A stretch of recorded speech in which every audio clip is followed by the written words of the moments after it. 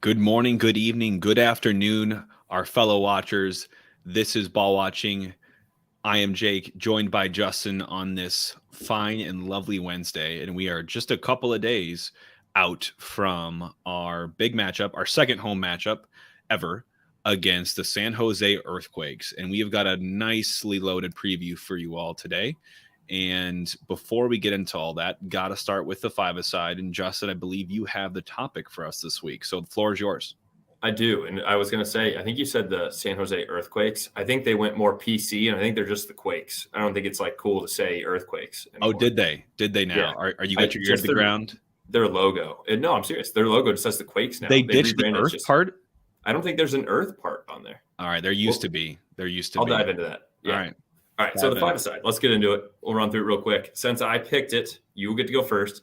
College mascots. Everybody knows, big week in the U.S. And around the world for basketball lovers. Watching the March Madness tournament starts technically tomorrow is the first full round, but games have already kicked off. So college mascots, and we're not talking about the 2D version. We're talking about the dudes running around at the basketball and the football and all the other games. So I'll let you kick us off. I have a feeling I know what your first one is, but maybe not. I feel like you might. Yeah, 'tis the season. I'm going to go number one spot with the Notre Dame Fighting Irish. I'm going to take the Leprechaun. Ooh. Okay. Yeah. There's nothing. Was that what you thought? No, that's not it. Thank God. That's cool with me. Yeah. This is probably this, and mine might be a shock or new to some people, but the St. Louis Billiken. Oh. I don't know how you're not taking the bill. It's a mythical creature that's literally a good luck charm. Go with that. He looks cool. We made national news a couple years ago. We revamped him. We shouldn't have made him half gray, half white, but whatever. Yeah. Okay, solid. I like that school. I have an affinity there. My second one I'm going to go with is Brutus, the Ohio State Buckeye. I think he's unique, cool dude, cool looking guy for sure. I would agree. He was on my list, but not in my top five. That was later down if you took some other ones. I'm going with Sparty, the Michigan State Spartans. Massive dude, just built, kind of iconic. And then kind of one of those guys I remember playing back in like NCAA 04, running the football with him when you do mascot versus mascot stuff. Fair. I've got third on my list, Uga, the Georgia Bulldog. It's always great when they're in the national title game to zoom in on this Bulldog who just wants nothing to do with the game from what it looks like. And he's got folds on folds coming out of his face. So I love the guy. So I'm going to go with Uga, the Georgia Bulldog. That's a good one. That dude just naps all the time, regardless of how loud it is at those games. I'm going with Puddles, the Oregon Duck. That is his name. I did not know his name was Puddles. If anybody wants a good joke, I will not tell it on here, but there is a joke that I can tell you. But Puddles, the Oregon Duck, I think he's funny looking. I think he's always full of energy, trying to do push-ups all the time because they score so many points in their football games. Puddles. All right. I'm going to go next to the military. I'm going to go the Navy midshipman. Bill the Goat is their mascot, and I got to obviously put on for the troops. So Navy midshipman Bill the Goat, which is a random mascot, but you've seen him before. You only watch the Navy, I feel like, once a year at the Navy Army game, but always great to see him. Yeah, I would agree. Nothing wrong with that one. I'm going to go weird with my next one. I had to pick something that was kind of funny looking and kind of creepy. I'm going with Friar Dom, Providence. Okay. And I'll have to show you a picture of this afterwards. It is one of the creepiest mascots. It was up there with who was I going to take? If you took him, I was going to take the Demon Deacon. I had to take some ugly mascot, but yeah, absolutely. Yep. So I'm going with Friar Dom. And I'm not going to take Demon Deacons now because you just said it, and I was thinking about it. We have some friends from this great state, so I'm going to go with Herbie Husker, Nebraska Cornhuskers. Looks like every male from Nebraska that you've ever seen. So I love the mascot, love the look.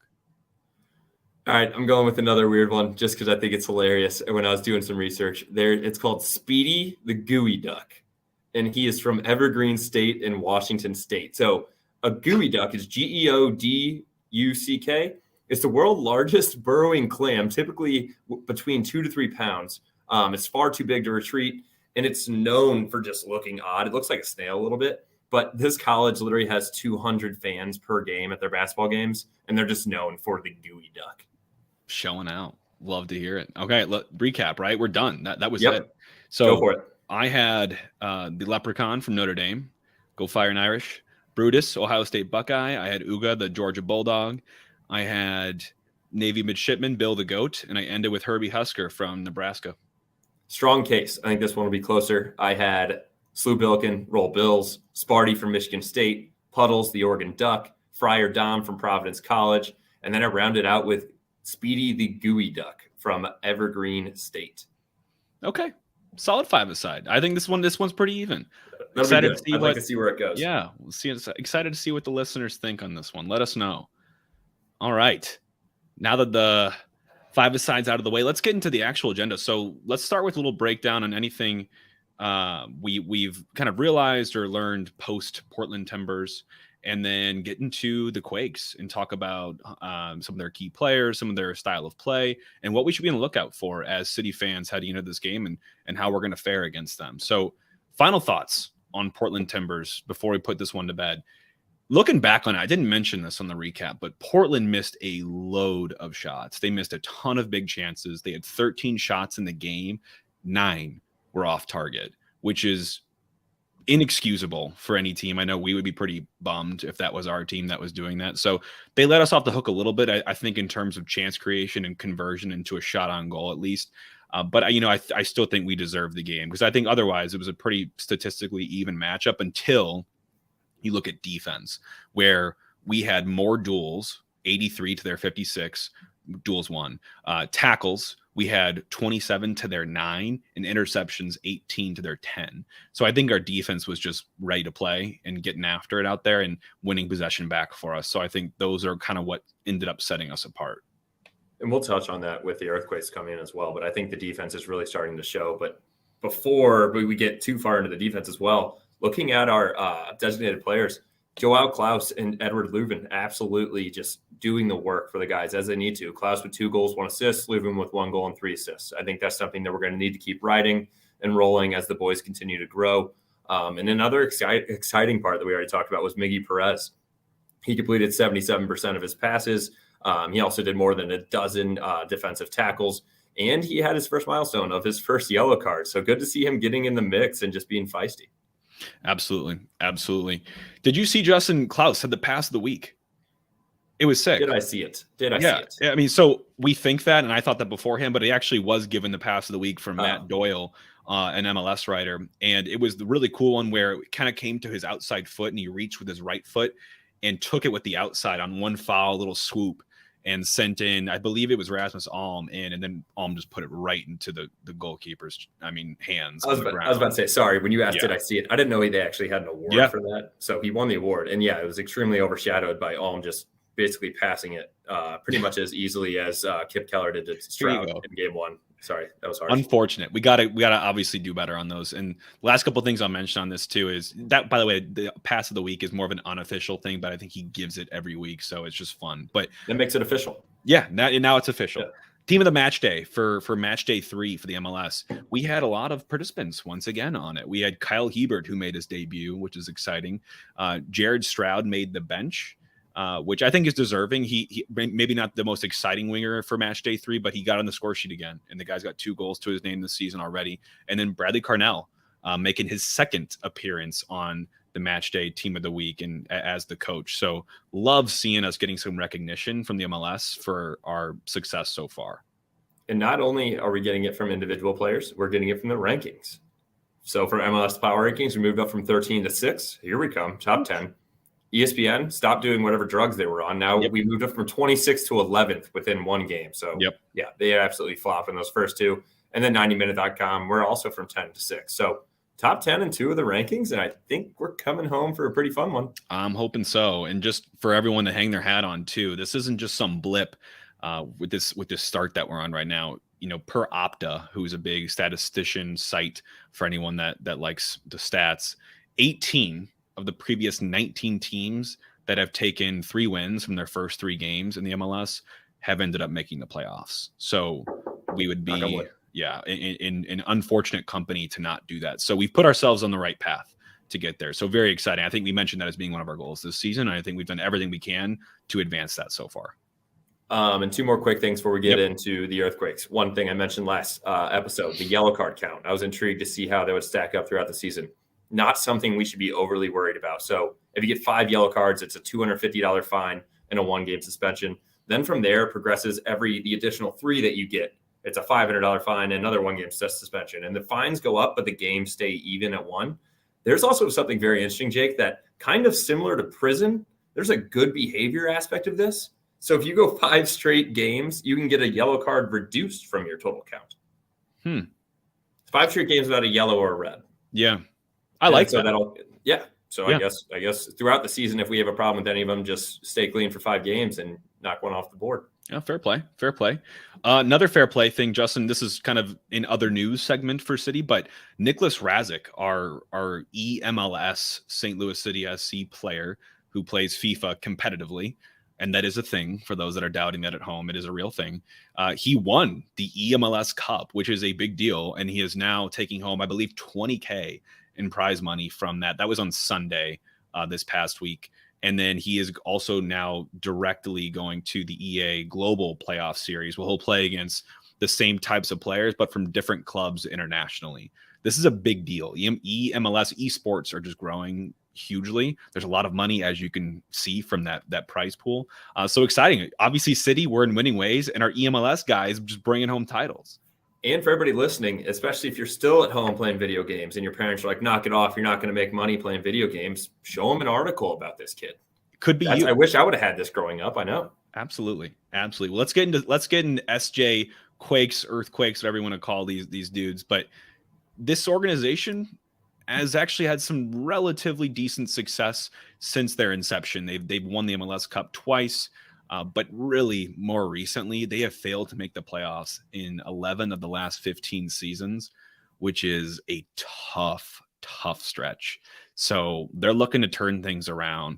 But last year was not a great year for the team. They went with 8 wins, 15 losses, and 11 draws. So about 12 points off the final playoff spot. They were dead last in the Western Conference. So for them, looking into their goals and how they fared, I'd say it's a little bit of a catch-22 in last year, catch-2022. They scored 52 goals last season, which puts them in good company. You know, a lot of playoff teams would love to have had that goal count. But then you look at goals against, and they conceded 69 goals, which was the second most last season behind DC. And you look at their away record, Justin, 1 win last year. 1 win. And they had 11 losses and 5 ties as well on the road. Brutal. So, and I will say, looking at that, Jake, the goals for, they had 52. The next 5 teams above them all had less goals than them by at least 5 goals. And so they would have made the playoffs. The only team that scored more than them and didn't make the playoffs was Portland, and they were 53 and 53. So netting an even goal differential will help you get a little bit closer there, obviously. Right. But let's look into this year. New team, like we said, a lot can happen in the offseason. So far, they're 2-1-0. Yeah. They're 5th in the Western Conference below Austin FC. The 2 wins, both at home versus Vancouver and Colorado, and the 1 loss away at Atlanta. So I will say Atlanta's doing pretty well and always does, always packed, and especially being at a game there. The 2 wins at home versus Vancouver and Colorado, not that impressive. The loss at Atlanta was kind of impressive, at least from an Atlanta standpoint. 2-1 loss, conceded 2 goals in stoppage time after the 90th minute. I think it was the 94th and the 99th. That just tough way to start your season. It hurts. Yeah. And Atlanta is trying to have a bounce back season after last season for them, but typically a good organization and winning organization. But Vancouver, Colorado, just quick tidbits from there. They conceded early against Vancouver, but they came back and they won 2-1. Colorado, something to take away from there is they won that game 1-0. It was gutsy, and Colorado packed it on them. They had so many numbers back, and at the very end of the game, actually, the San Jose ended up with a red card to their central midfield player, Jamiro Montero.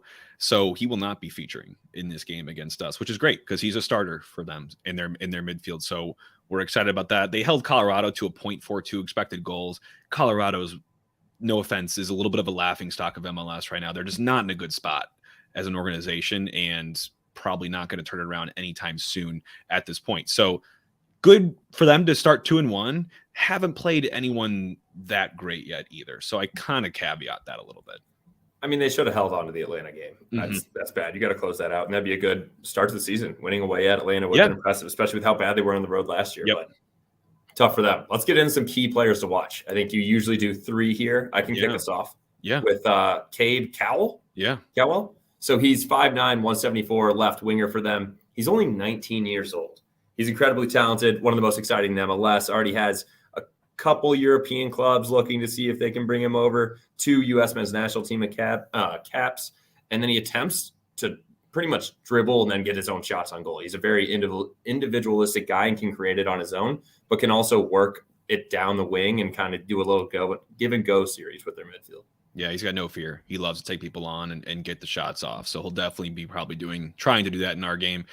Going a step back into the midfield, Jackson Ewell was another name that people might recognize from his time spent in the national team. He was kind of one of Greg Berhalter's guys when Greg first came in. He's a central midfield kind of connector, very similar to the role that we ask of Edu Leuven to play. He's involved offensively and defensively, and this season he's allowed a little more freedom because they actually spent a good amount of money in purchasing a player by the name of Carlos Gruezo in the offseason to take more of the defensive liberties and free up Ewell to go forward more. And he's great at shot creation and shot involvements. I have a fact here that despite just 4 direct shot involvements, 2 shots and 2 chances created he's had so far, he's been involved in the buildup up to 20 total shots this season.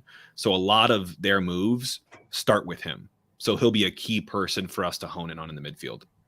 Which I think is going to be exciting for us to look at in a matchup when you think about Leuven and Blum. If we're able to play Blum, we'll get into starting 11 and different aspects of that. But that'll be a good matchup for us. And then moving up top, Jeremy. Good luck with this one. Ebobisse? Yeah. Ebobisse. That was close. There you go. 6 foot striker, 181 pounds, pretty much the size of me.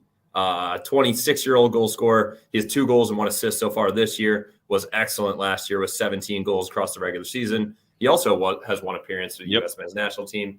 And then he wears a collar to protect his brain from damage and prevents brain from shifting around too much. I wrote that down. I don't know if he's had a history of concussions or whatnot, but you'll notice he wears a collar around his neck during the game, and it looks really funky. So I had to look it up.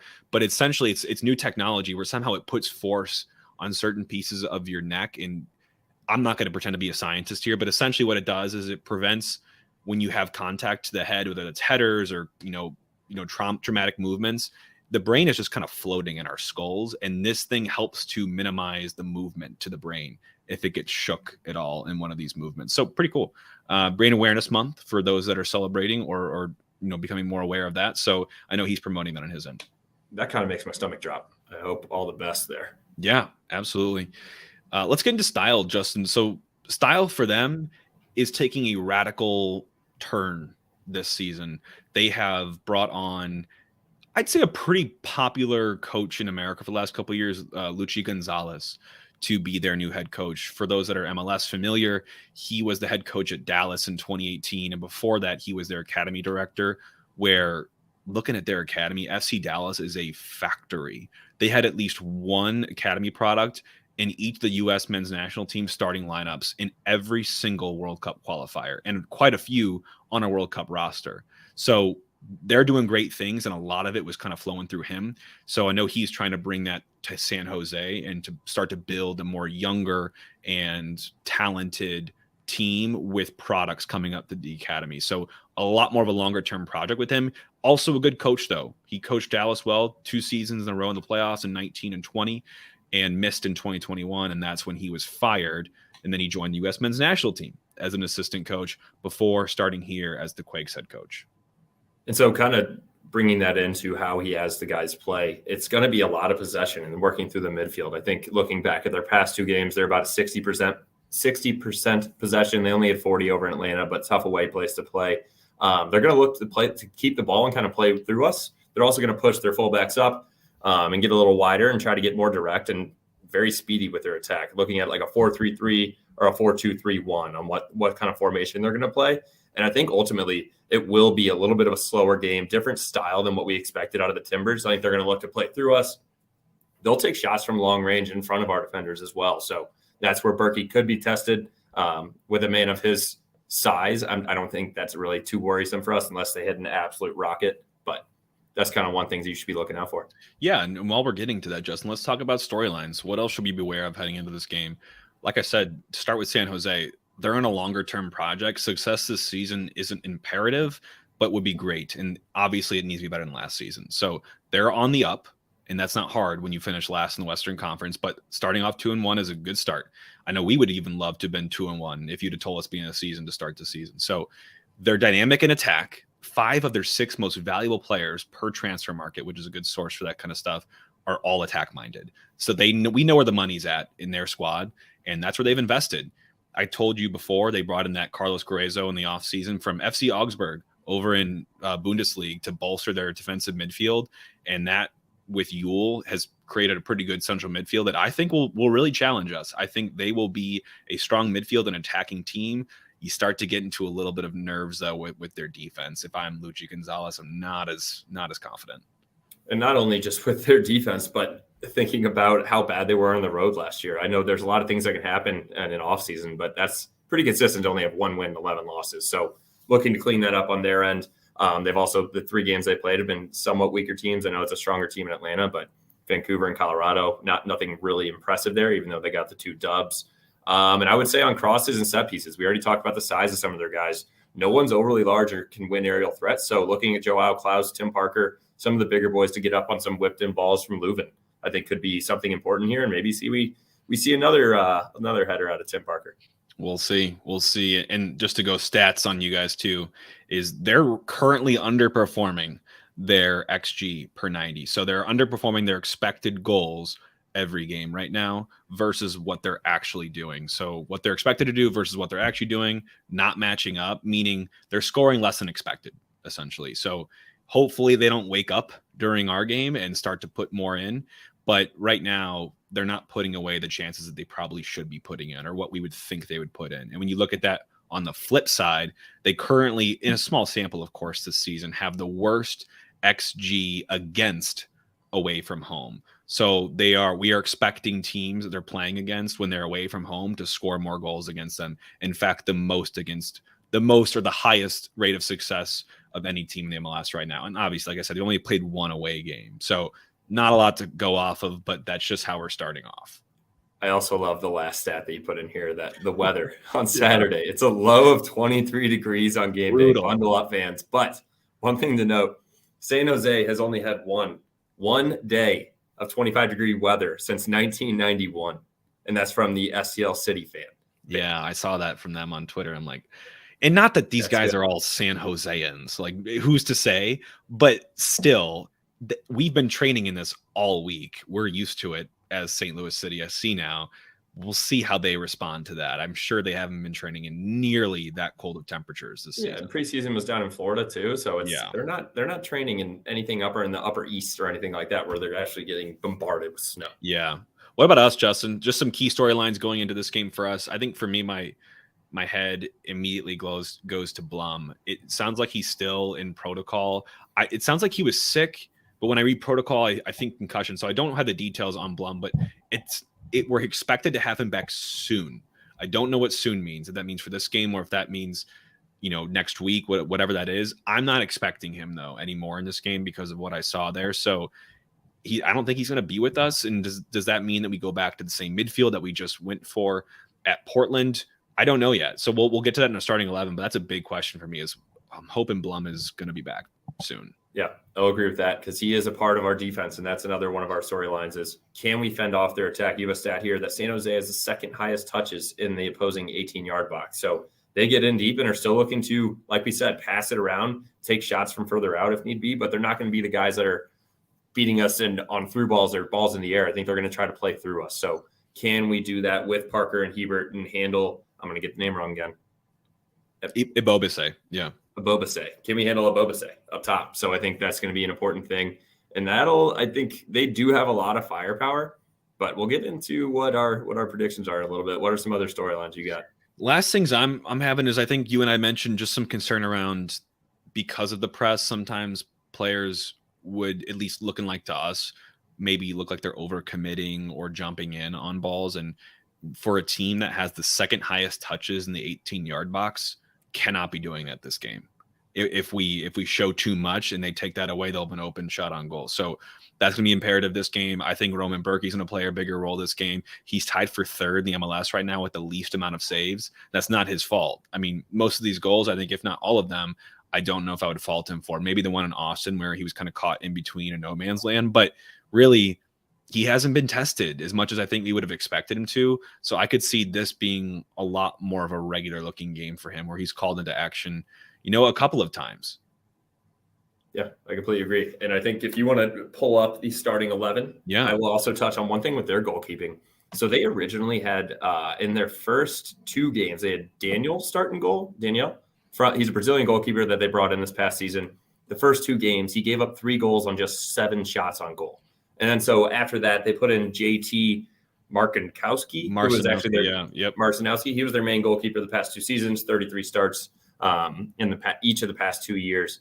And so now he just played the last game with them when they won and had the shutout, but he has yet to face a shot. He didn't play in the first 2 games. They didn't have a shot on goal against them last game. So definitely something we can test.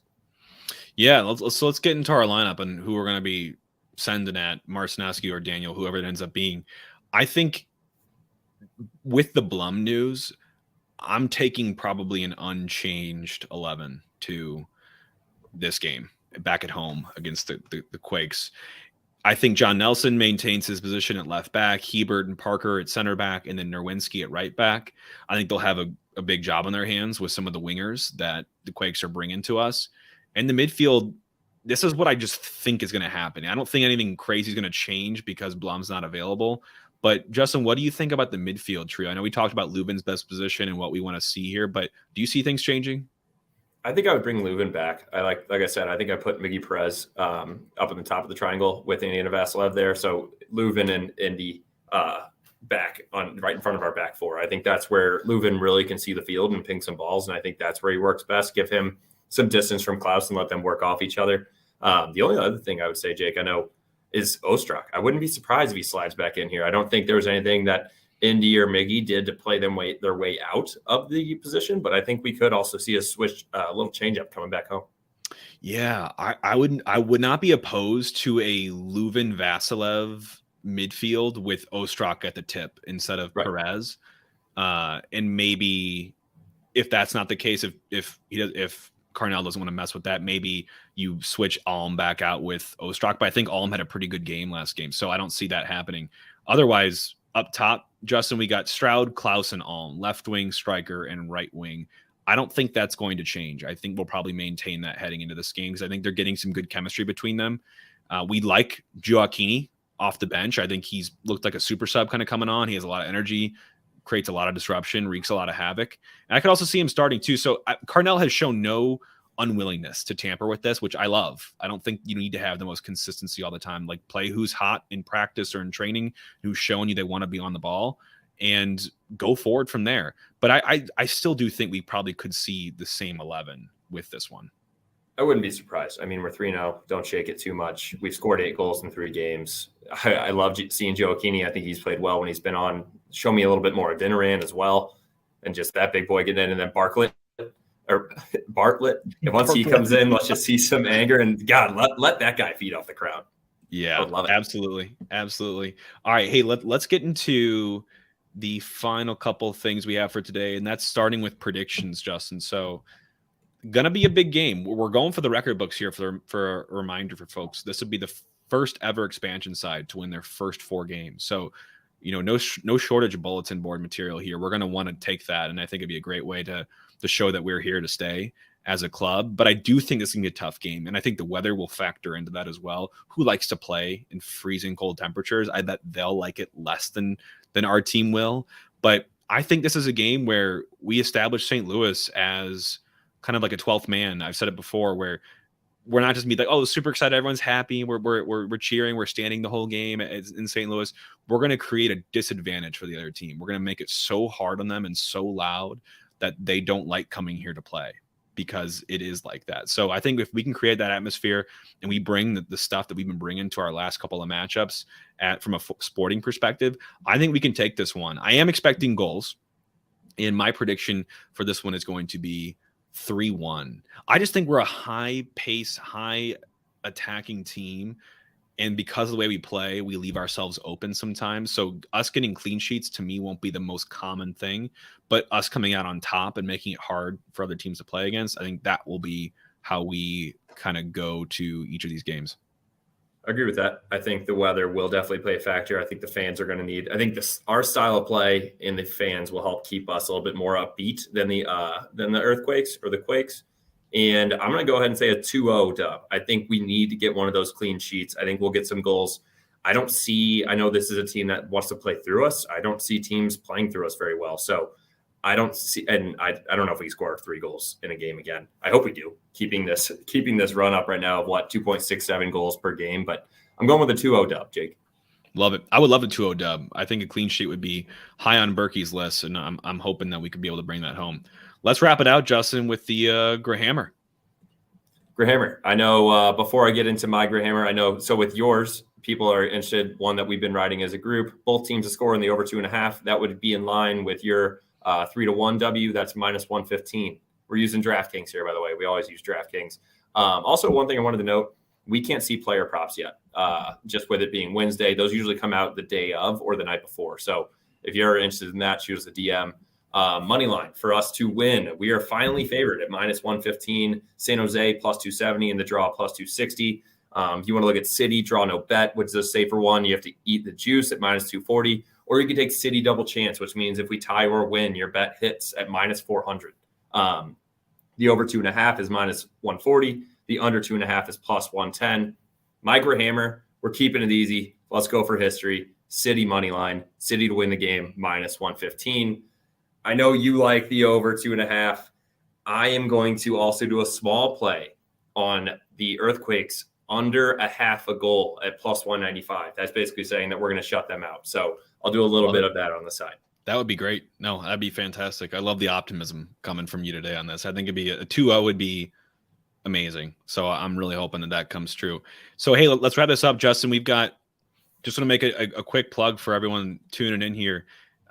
We are at Ball Watching STL on Twitter and Instagram. Shoot us a follow, shoot us a like. Check out our stuff. We try to post as much as we can there. And check out the videos we have also on YouTube at Ball Watching STL. And if you're going to the game, or if you're not going to the game, go check out our newest sponsor, The Pitch Athletic Club and Tavern. The place turns up for game days. It is a fun environment with a cool kind of soccer twist to it. A lot of history, a lot of cool ambiance in there. I love the ambiance. I love the decor. I spend a lot of time wondering which one I like more, the ambiance or the decor.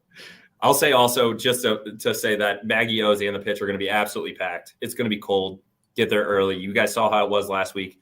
Also, shout out again, Battlehawks are at home too, the first time and the only time. They're at 6 p.m. So I think St. Louis will be buzzing with them at 6 p.m. and us at 7:30. So be down around St. Louis. It'll be cold, but get inside and have some fun. Yeah, stay warm out there, St. Louis, and we'll see you at the game. It's going to be a big one. All for City, man. All for City.